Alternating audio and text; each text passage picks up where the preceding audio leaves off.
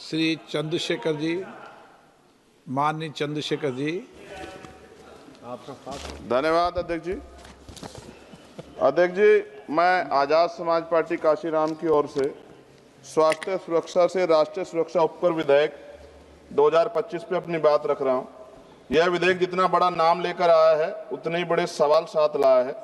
इस बिल का उद्देश्य राष्ट्रीय सुरक्षा और लोक स्वास्थ्य को सुदृढ़ करना बताया गया है, लेकिन इसकी संरचना, प्रावधान और भाषा में भारी अस्पष्टता है। अतिशक्तियां और राजस्व वसूली की प्रवृत्ति स्पष्ट रूप से दिखाई देती है। विधेयक का उद्देश्य स्पष्ट नहीं है, नाम बड़ा और दिशा धुंधली। सरकार कहती है कि उपकर राष्ट्रीय सुरक्षा और लोक स्वास्थ्य पर व्यय को पूरा करेगा, लेकिन कौन सी राष्ट्रीय सुरक्षा परियोजना, कौन सा स्वास्थ्य कार्यक्रम, कितना फंड किस योजना को मिलेगा, किस मंत्रालय को कितना आवंटन होगा, विधेयक में एक भी ठोस उल्लेख नहीं। इससे यह उपकर विषय वस्तु के बिना नाम मात्र का कर बनकर रह जाता है। अध्यक्ष जी, विधेयक स्पष्ट कहता है कि उपकर का पैसा कंसोलिडेट फंड और ऑफ इंडिया में जमा होगा। इसका अर्थ है पैसा किसी भी सामान्य सरकारी खर्च में मोड़ा जा सकता है। ना संसद में स्पष्ट हिसाब मिलेगा, ना जनता को पता चलेगा कि स्वास्थ्य या सुरक्षा में कितना पैसा लगा है। यदि पैसा कहीं भी जा सकता है तो इस उपकर का नाम स्वास्थ्य सुरक्षा क्यों? उत्पादन आधारित उपकर उद्योग पर भारी प्रहार।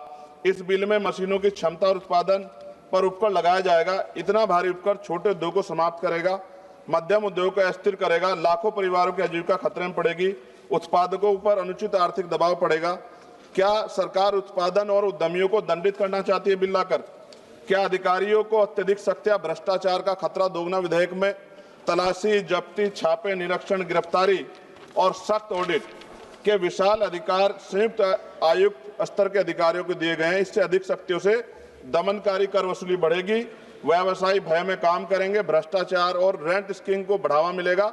इतिहास गवाह है, कभी अत्यधिक दमन से न अनुपालन बढ़ता न राजस्व। अवैध छुपा हुआ भूमिगत उत्पादन बढ़ेगा।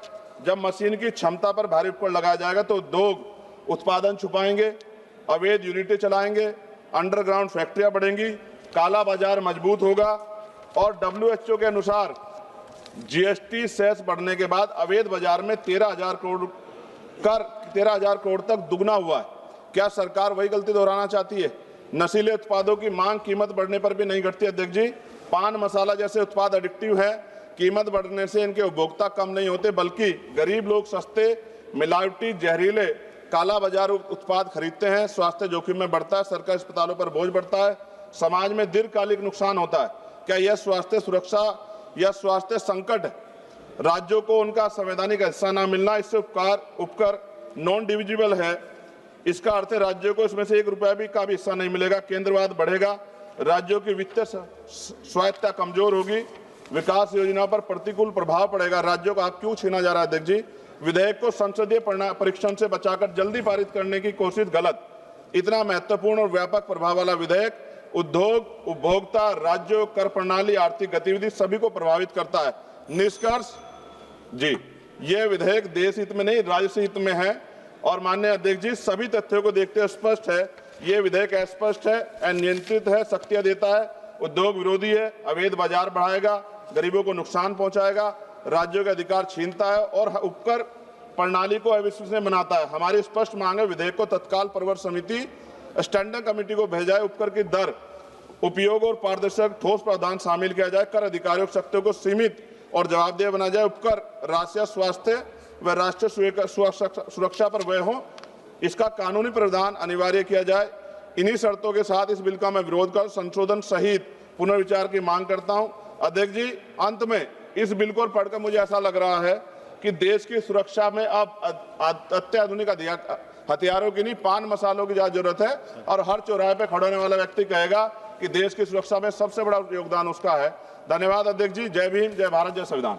अगर आपको ये हमारा वीडियो पसंद आया हो तो इसे लाइक और शेयर करना बिल्कुल ना भूलें। साथ ही हमारे चैनल न्यूज गंगा को सब्सक्राइब और फॉलो जरूर करें, ताकि देश और दुनिया की हर बड़ी खबर आप तक सबसे पहले पहुंचे।